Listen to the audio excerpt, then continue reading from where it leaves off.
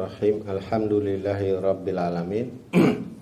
Wa bihi nasta'in ala umurid dunya waddin. Wa sallallahu ala sayyidina Muhammad wa la haula wa la quwwata illa billah. Baik, hari ini Abi akan bicarakan tentang adab dalam ucapan dan lisan. Nah, ini masalah ucapan dan lisan ini hal yang sangat penting. Banyak orang gara-gara lisannya dia masuk neraka. Sebaliknya banyak orang gara-gara lisannya, gara-gara ucapan dia masuk surga. Ya. Pertama-tama adabnya kita harus selalu jujur dalam berkata-kata maupun dalam perbuatan. Ya, Allah katakan dalam Quran, A'udzubillahi minasyaitonirrajim, 'Alaikum bisidqin, fa inna sidqa yahdi ilal bir, fa innal birra yahdi ilal jannah.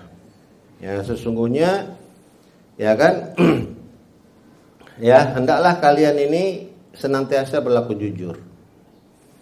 Karena sesungguhnya kejujuran itu mengantarkan kepada kebaikan, dan kebaikan itu akan mengantarkan kepada surga. Ya.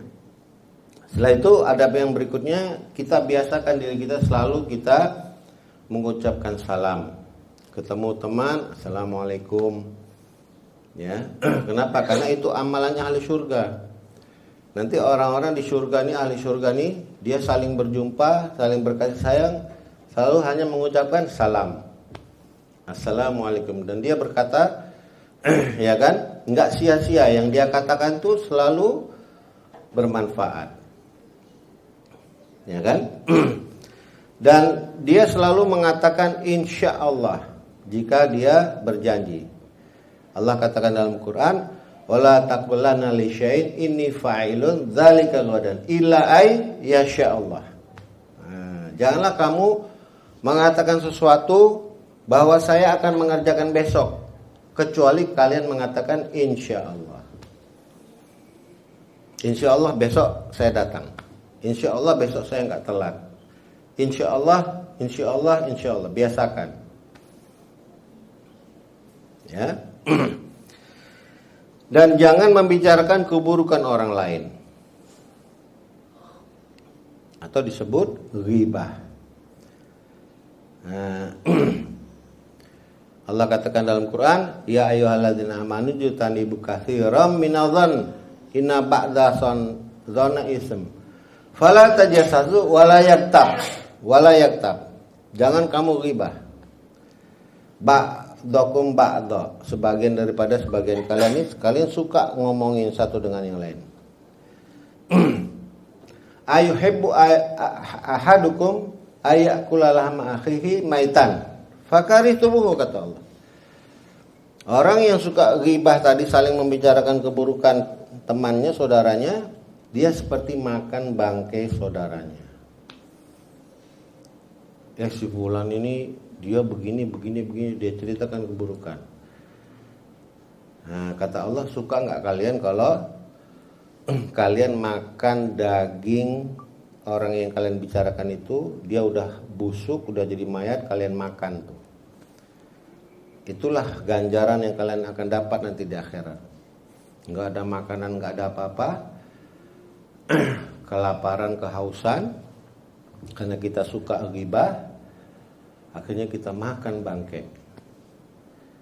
Bangkai itu kita jangankan dimakan, nyium aja bisa pingsan kita. Bisa pingsan kita gara-gara nyium bangkai. Ini harus kita makan. Nah, itu ibarat orang yang suka ghibah tadi. Ya, dan jangan mencela, menghina, membuli, meremehkan, mencaci, ya, merendahkan orang lain. Ya kan? Jadi apa kata Allah? Boleh jadi orang yang kamu remehkan itu lebih baik daripada kamu sendiri. Ya kan? Siapa yang tahu? Hanya Allah yang tahu. Maka nggak boleh kita rendahkan, nggak boleh kita remehkan, nggak boleh kita caci, kita maki. Ya, apalagi kita laknat lagi. Kecuali memang yang sudah dilaknat oleh Allah. Nah, boleh kita katakan Fir'aun laknatullah alaih, Abu Jahal laknatullah alaih, setan laknatullah alaih, karena memang sama Allah udah dilaknat dia. Tapi manusia nggak boleh kita gituin, ya kan?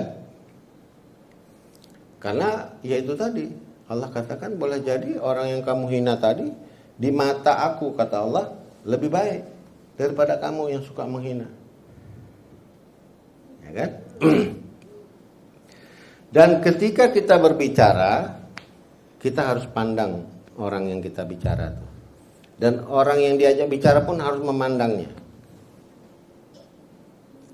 Ya. Nah, makanya Abi selalu kan minta kalian tuh selalu kalau ada yang berbicara di depan nih, kalian harus melihat ke depan.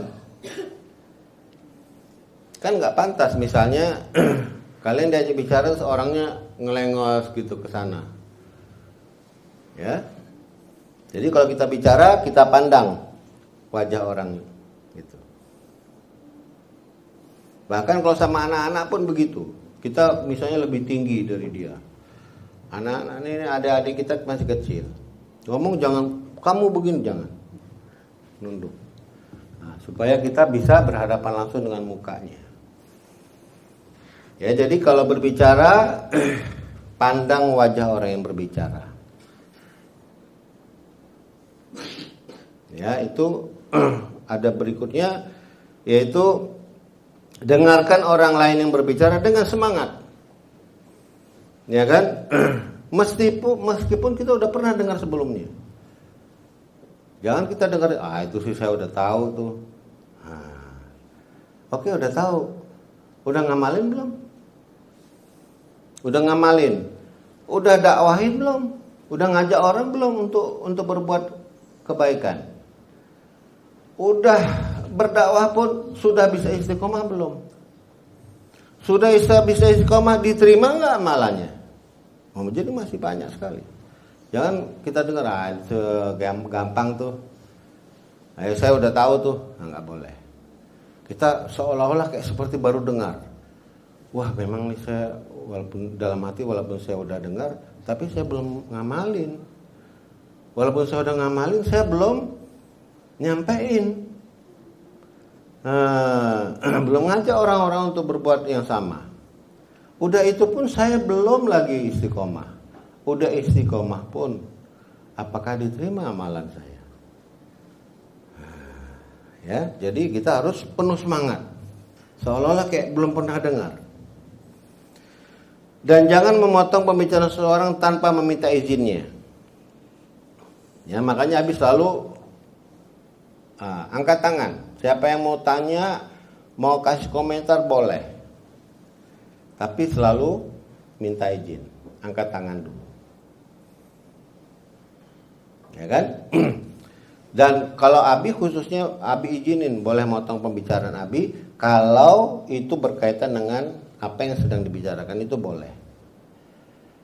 Nggak perlu minta izin pun boleh sama Abi. Asal pembicaraan itu terkait dengan apa yang dibicarain. Jangan lagi bicara tentang sholat, dia ngangkat tangan, dia tanya hal lain. Nah, dia tanya jalan ini di mana ya, gitu. Nggak ada hubungannya dia tanya. Nah, ya, tapi masih ada hubungannya walaupun langsung dia bertanya pun nggak apa-apa. Ucapkanlah perkataan yang baik dan benar. Kalau nggak bisa berkata-kata baik dan benar, lebih baik diam.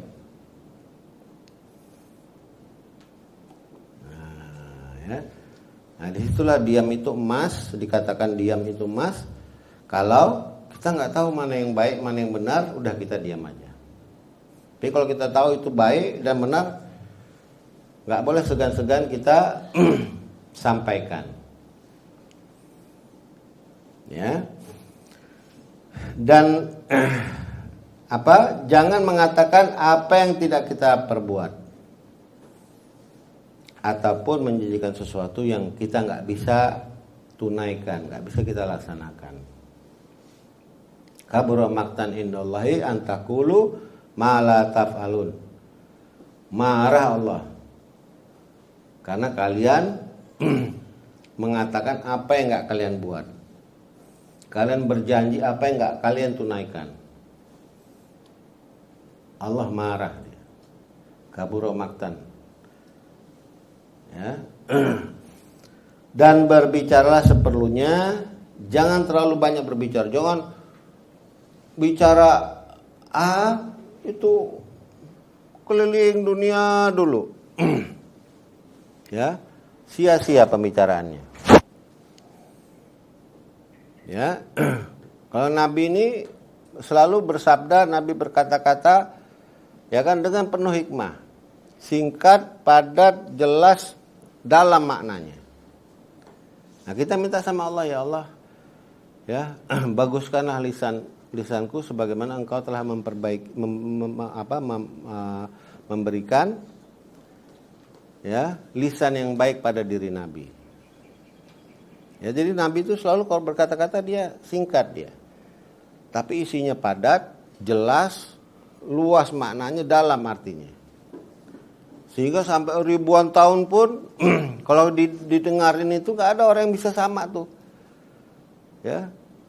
Kadang-kadang hadis Nabi ini harus benar-benar dihafalin. Kalau kita coba-coba pakai berkata-kata kita sendiri, gak bisa sama dengan apa yang Nabi katakan.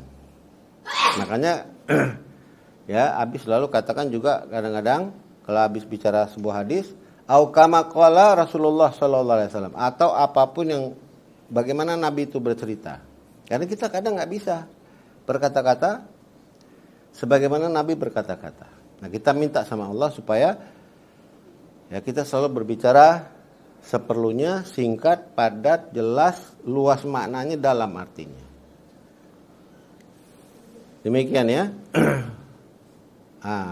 Lalu waktu udah habis lagi. Ada pertanyaan?